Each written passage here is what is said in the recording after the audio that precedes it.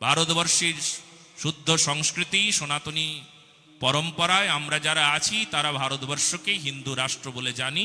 কেউ ঘোষণা করুক না করুক তাতে আমাদের কিছু এসে যায় না। আমরা হিন্দু রাষ্ট্র বলে ঘোষণা করেছি, আমরা হিন্দু রাষ্ট্র বলেই জানি। গো মাতাকে আমরা রাষ্ট্রমাতা বলে আমরা জানি, মানি, ব্যাস। ভারতবর্ষের ক্ষেত্রে শুধু নয়, এতে বিশ্বস্য মা তো রোগাবো, বিশ্বের মা। যারা মা মানে না মাকে, যারা মাকে হত্যা করবে, কাটবে, তাদেরকে আমরা কখনো কোনো সময় আমাদের ভাইও বলবো না, তাদেরকে সোহাগ করে গলায় জড়িয়ে ধরবো না।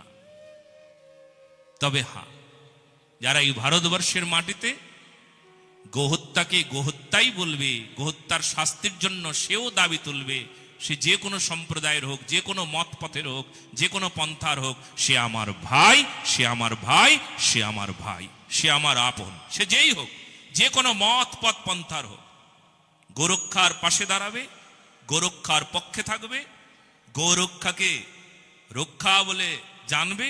আমাদের সংবিধানের আইন হবে এমন, সেই আইনকেও সে সমর্থন করবে, মান্যতা দেবে, সম্মান করবে।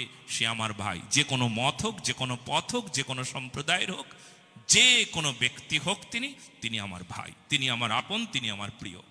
বাদবাকি যদি হিন্দুরাও যদি হিন্দু ধর্মের বিপক্ষে থাকে, তবে সে আমার কখনো ভাই নয়, তাকে আমরা ভাই বলে মানি না। যারা হিন্দু হয়ে হিন্দুর বিপক্ষে কথা বলে, হিন্দু ধর্মকে রক্ষা করবার কথা নেই, বরঞ্চ নিজের ধর্মের 12টা বাজিয়ে দিতে উৎসাহ অন্যকে দিচ্ছে।